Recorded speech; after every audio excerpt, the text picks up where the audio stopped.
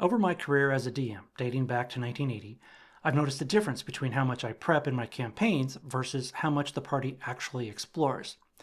Give or take, the players at my table usually only discover about 30% of the world I create and the things within it. So, why prep the other 70%? It's because you can't tell which people, places, and things they'll discover and which ones they won't. In this video, I'll cover how to prep in a flexible way. I'll give you a specific example showing how, and I've added some hard-earned advice at the end that can save you tons of time. And if you're sitting there nodding along to this, go ahead and click the like button. It helps other DMs discover this content, and it lets me know what's resonating with you. If you think I'm going to say, stop prepping the other 70%, that would be the easy but incorrect approach. And here's the hard truth. Go ahead and prep all of it, but do it in a way that stays flexible no matter what the party explores or ignores.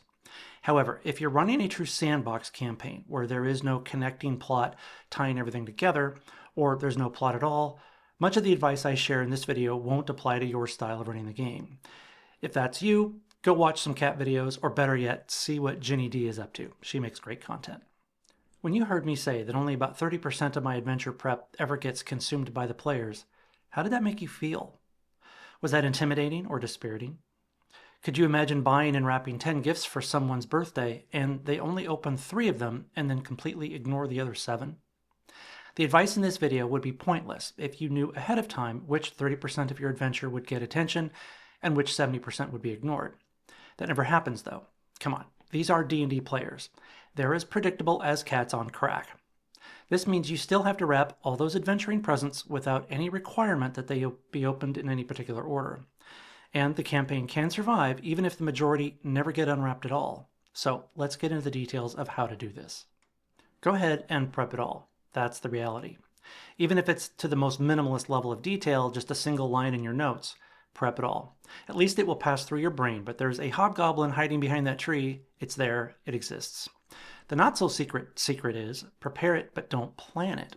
Don't require that hobgoblin hiding behind the tree to be encountered or fought or parlayed with or anything in order for the campaign to go forward. If you think about it, a lot of the stuff DMs put into their adventure design isn't required for the core of the campaign to move forward anyway. Much of it is set dressing, sometimes to give the adventure flavor and other times to give the party something to do or a challenge they face to make it interesting. But if you pulled it out, the main plot would still continue. Here's 2 important points. Don't make the players guess what their high-level objective is, but at the same time, don't lore dump on them or give them a laundry list of what they have to accomplish with the location and order all spelled out.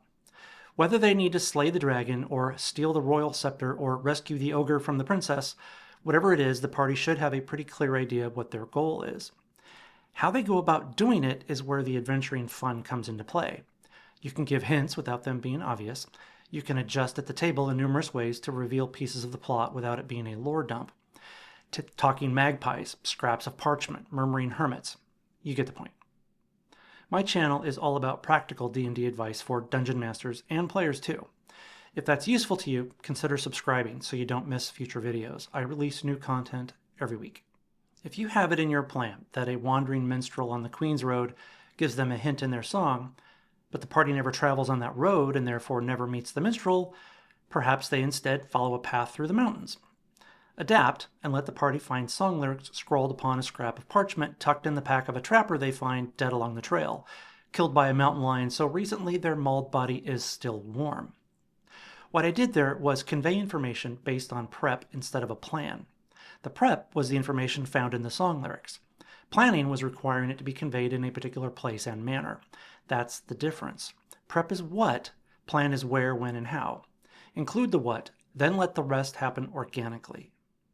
I'd love to hear about your experience with this topic. Does the 30% rule match what you see at your table? Or is your number higher or lower? Be sure to leave a comment and let me know. At the top of this video, I promised some hard-earned advice that can save you time. Well, I'm a DM of my word, so here it is. Keep track of what's been discovered and what hasn't. Take that 70% of stuff that the party never finds or explores and reuse it later in the same adventure, or in other adventures entirely. This is especially valuable as a time saver when it comes to maps and all they contain. There's no reason why that unexplored dungeon beneath the ruined monastery you created for Campaign X can't be available for use in Campaign Y. Or if you have that dungeon located under a monastery in hex A4, but the party never goes to that sector, just relocate it to be in hex C5. As long as the underlying reason for that dungeon to be there, or the reason why it's filled with zombies, can be adapted on the fly for the new location, you're golden. You've now utilized a bunch of prep that you spent valuable time creating and kept it from being wasted.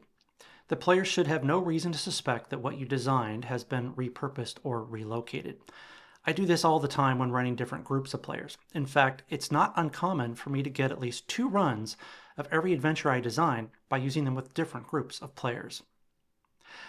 Thanks for watching. I hope this video has helped you out. As always, have fun, stay cool, and keep your dice rolling.